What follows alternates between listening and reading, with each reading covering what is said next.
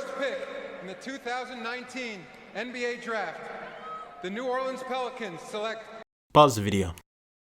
You're an owner of an NBA franchise and you're about to draft a high basketball prospect into the NBA. There's a 33% chance that you either A, have a playoff caliber team and looking for a complementary piece that has a few years to grow and almost certain to become an all-star in the future. B, have a team with no identity and looking for a cornerstone to completely revamp your organization and become the face of your franchise. A league-ready player that produces at an all-elite level the moment they step on the court. Someone that's a guaranteed superstar in the league for years to come. Or you're probably C. You were either both A or B, except the plan completely backfired because they eventually became a bust. What up guys, this is KJ. Now before we get into the video, make sure you like the video and subscribe to my channel.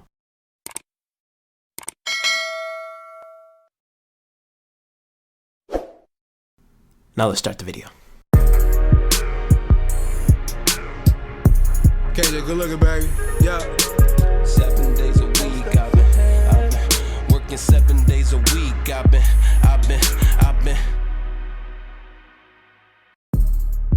Now this season is definitely eye-opening when it comes to NBA rookies.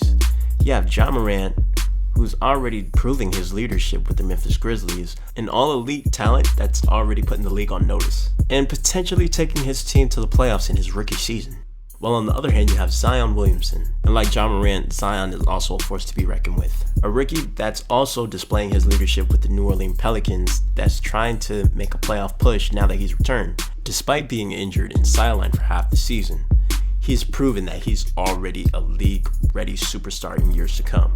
And the most exciting part about this is that you have a field of rookies that are proving they can have a huge impact on their teams. This past week, Chicago Bulls rookie Coby White averaged 33.7 points per game with 5 rebounds and 58% shooting from the 3. And speaking of shooters, Miami Heat's rookie Tyler Herro racked up 25 points with 7 threes against the Wizards back in January and dropped 27 points against the Bulls, including 5 3-pointers, and racked up 6 rebounds. And so far, rookie RJ Barrett for the Knicks had his fair share of 20-point games this season. I can go on and on about these rookies. I swear I can. But I made this video to show rookies that actually led their team to the playoffs in their first actual season, and league-ready superstars that probably didn't lead their team to the playoffs but still performed at an elite level the moment they stepped in the NBA. Usually draft prospects, it takes them some time, maybe like 2 or 3 seasons to fully adjust into the NBA, and the percent that you actually find that it factor that really have it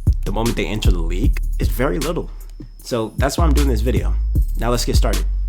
Let's start with Joel Embiid. Joel Embiid was selected 3rd overall by the 76ers in the 2014 NBA Draft.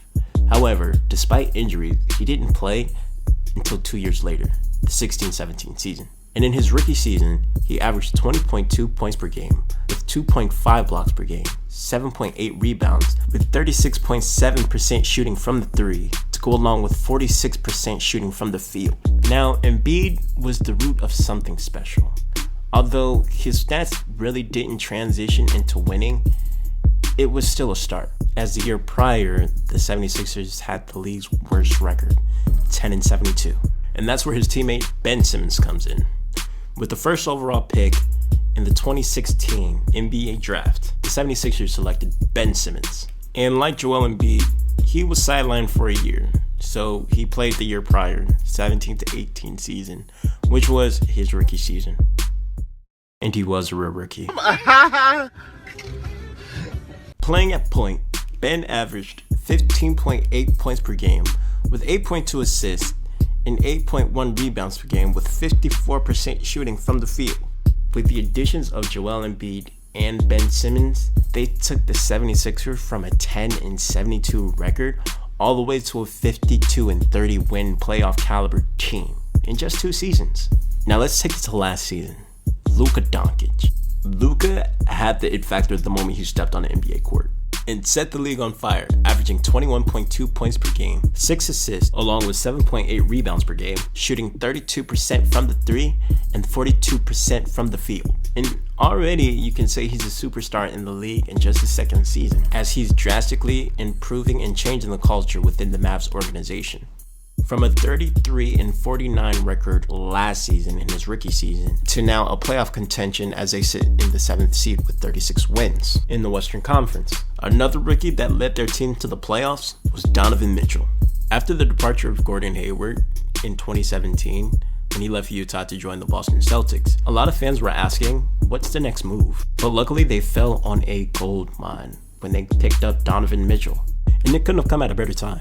The season prior, they had a 51-31 record, and Donovan kept the ball rolling with 48-34 record in his rookie season, averaging 20.5 points per game, along with 3.7 assists per game, while shooting 43.7% from the field and 34% from the 3. And in the words of Mark Jackson, Mama, there goes that man, Mills.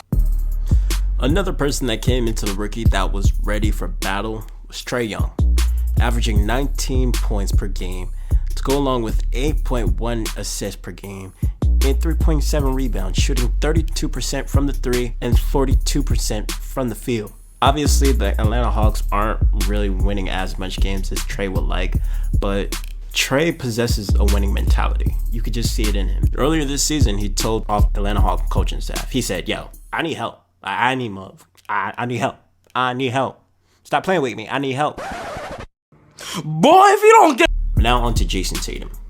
Now, when Jason Tatum entered the league, selected by the Celtics in 2017, the Celtics were already the number 1 team in the East, as they had a 53-29 record this season prior, 2016-2017. And it was a drastic change for the Celtics that summer. They traded away Isaiah Thomas in exchange for Kyrie Irving and signed Gordon Hayward during his free agency.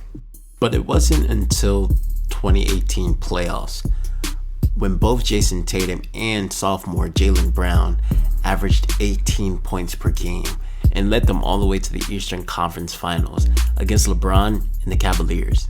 And they were just 1 game away from the NBA Finals. And he definitely proved that he, along with Jaylen Brown, can lead the Celtics organization after that stunning playoff run with the absences of both Kyrie and Gordon Hayward due to their unfortunate injuries.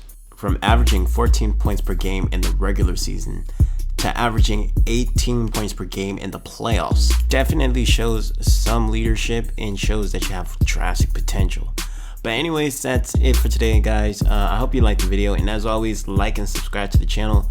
I'm KJ the producer, and I'm out.